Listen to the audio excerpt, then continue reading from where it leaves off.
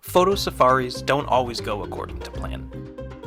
Whether you're unprepared to get the shot, you miss a sighting by arriving just too late, or you're just in the wrong spot, a lot can go wrong.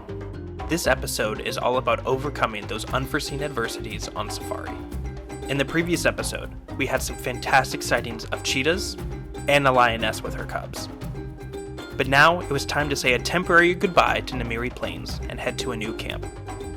Last morning in Namiri, we are off to our next camp, Dania Camp, which is in central Serengeti.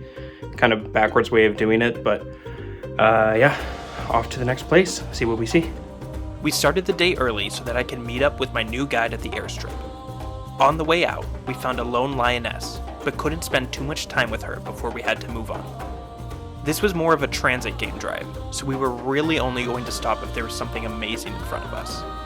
We found another lioness on a kopie, and figured we'd give her a few minutes to come down. As we waited, there were a very noisy pair of Egyptian geese nearby, so hopefully they'd wake her up. She sat up, but we were running out of time, so sadly had to leave her too. As we moved towards the center of the park, we thought we would scan some kopies that we hadn't explored yet. And good thing we did, because we found some more lions on them. Apparently, this was a lion morning. One lioness was making her way up the kopie, and I figured she'd make a great subject. A perfect vantage point. Some of the cubs wanted to follow, but they were a little confused how to get there. Eventually, they all reached the top of the kopie, but our angle wasn't very good, so we had to leave them and head to the airstrip. I then linked up with my new guide, and we started making our way to our new camp for a few days. Instead of the wide open plains, we were going to be exploring hilly woodlands. I was hoping that we could find some of the more rare animals of the Serengeti by staying here. Alright, we have just made it to Dania Camp, which is in southwest Serengeti. So moving from Namiri, which is out on the plains, to Dania, which is out here in the woodlands. So quick little room tour. Very much your typical under canvas tent, which is great. And then nice view out to the woodlands. The plan this afternoon is hopefully to go look for some rhinos. I'm only here for a couple nights, so don't have a ton of time, but the plan is rhinos. This is a good area for them, so fingers crossed. We'll see if we can find some. Like other Asilia camps, Dania is more of a luxury experience, but when your view looks like this, a little luxury isn't so bad after all. But that view quickly changed, and some monster storm clouds started to build. I had thus far dodged the rainy season thunderstorms, but it seemed my luck ran out today. The roads were turning into swimming pools and slushy mud pits. I was starting to get very nervous about getting stuck now. It was becoming clear that the woodlands were the wrong place to be right now, with virtually no wildlife around due to the rain. We did spot a lioness in a tree escaping from the rain, but there was just no good photo to be had of her, sadly. The roads eventually disappeared entirely. This was going from bad to worse. It was getting so bad that we just had to end the game drive before we got stuck out here. We spotted a troop of baboons climbing up some fever trees. Even the baboons seemed to know that this safari was a bust.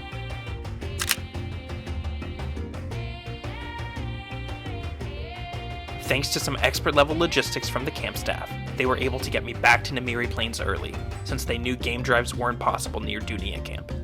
Despite the thunderstorms the day before, the sunrise was looking beautiful on our way out.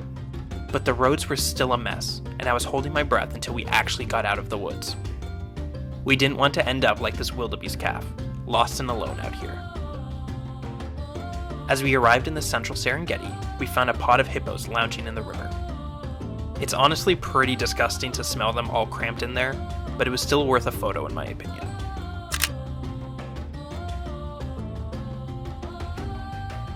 We started to make our way towards the plains and onto Namiri.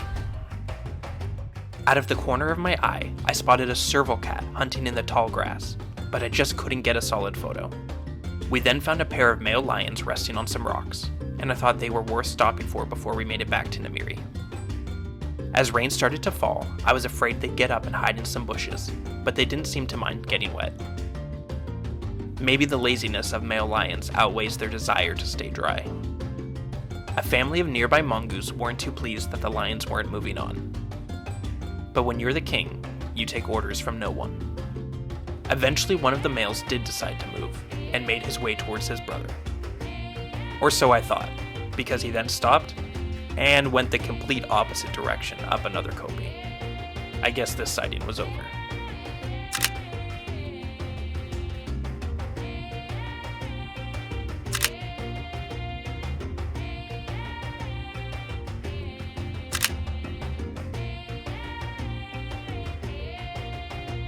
Not too far from the lions, we found a wildebeest carcass hanging by a tree. This was surely a sign of a leopard nearby. But we couldn't find any wildlife around, just one lone topee. Later that afternoon, though, we explored the fever tree forest around camp, and we found our leopard, the son of Mama Namiri from our last episode. Even though he's a resident leopard around here, he's a bit more shy than Mom, and eyed us cautiously. We decided to wait him out, and thought that the light was so good that he would be our main subject for the rest of the day.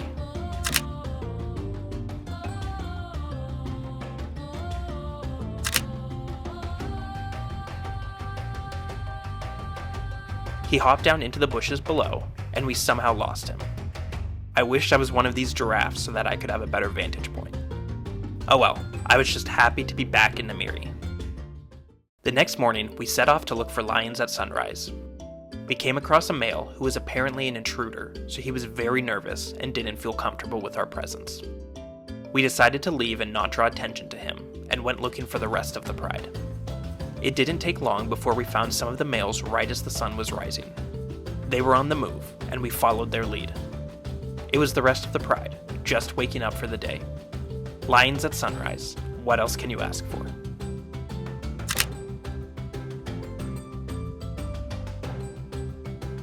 There are many different environments where you can photograph lions across Africa. But to me, nothing beats those open savannas of the Serengeti. The rolling hills, kopjes, and acacia trees make this quintessential Africa. As the lions started moving through the tall grass, we figured it'd be a good time to leave them and see what else we could find. We then stumbled across a serval hanging out in the tall grass. Servals can be tricky to photograph because they rarely come out in the open, so this wasn't getting me any good shots.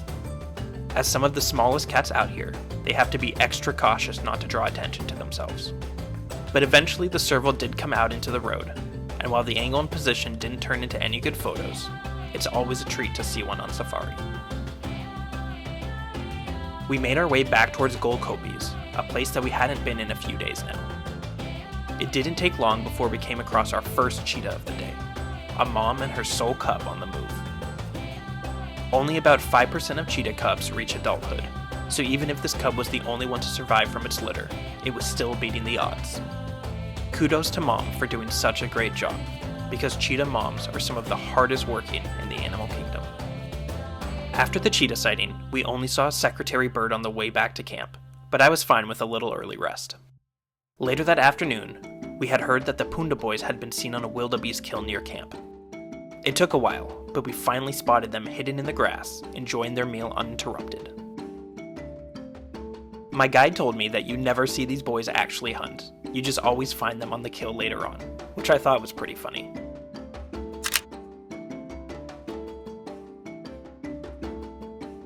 Some giraffes also happened to walk by and stare at them, which I thought made for a cool black and white shot. We left the cheetahs and the giraffes and headed to our usual spot for the afternoon, lions on kopjes. But we must have gotten there a little early because all of them were pretty lazy at this point. After a bit of waiting, they started to perk up and get more active. That's great news for photographers, but I'm sure Mom would have preferred sleeping in just a little bit longer.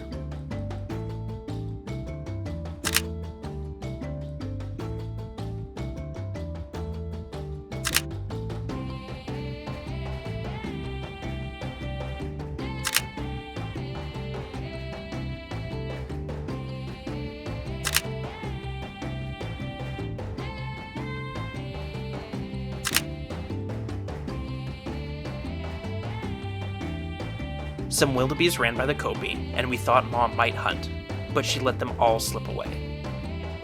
The next morning, we went straight back to the lions. And surprise, they were literally on the exact same rock we left them on the night before. Still, Serengeti lions are always worth photographing again and again.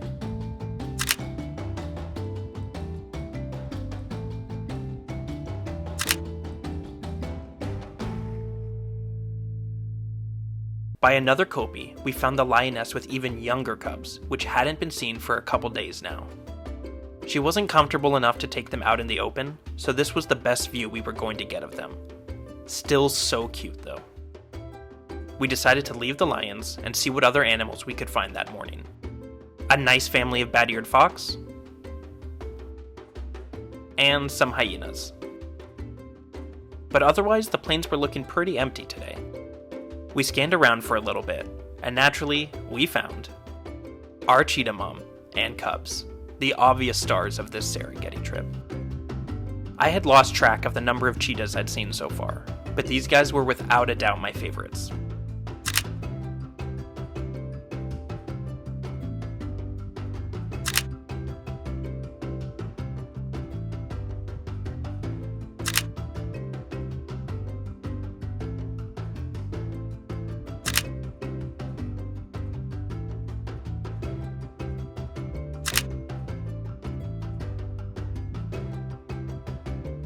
The cheetahs were just relaxing this morning, right? Wrong. Suddenly, Mom dashed out and grabbed a baby gazelle hidden in the grass. The third time I'd seen her do this on this trip.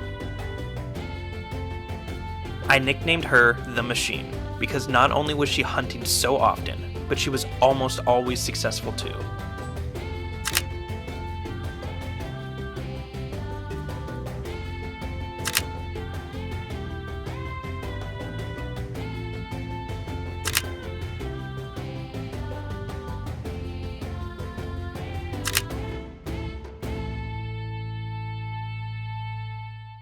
That afternoon, we went back to look for the cheetahs again, but had somehow lost them. So we decided to check out our resident lions again and see what they were doing. It wasn't turning into an incredible sighting like the last couple of days with them, but I got some shots of one lioness that I liked.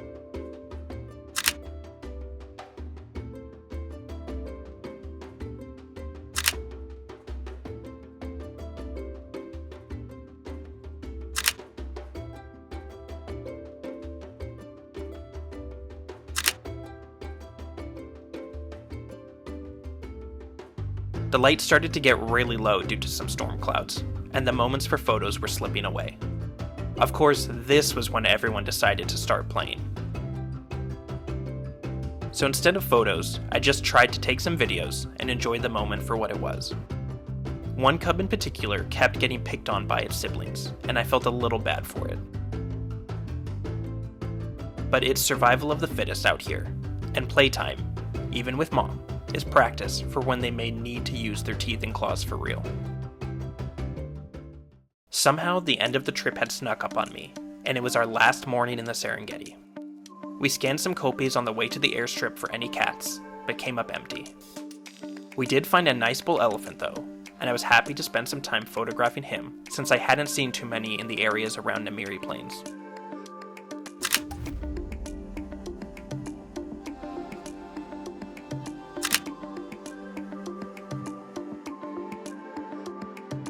I was really going to miss this place after 2 weeks here. But right by the airstrip, we found a herd of elephants next to the road. Elephants have always been my favorite animals, so I took this as a good sign as I was about to leave. Was it the best photography in the world? Not really, but it felt special in the moment. The elephants waved goodbye, and I snapped a couple last shots of the trip.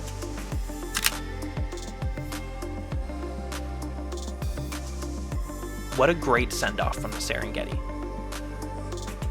And just like that, I was on a bush plane leaving the park. I used to feel sad at the end of every safari, but now it's more excitement for the next time that I plan to visit. We had some phenomenal sightings of the Great Migration, our cheetah supermom with her cubs, and countless moments with our lion cubs on rocks. Namiri Plains was a fantastic host for my trip. If you want to do the Serengeti right, this is the way to do it.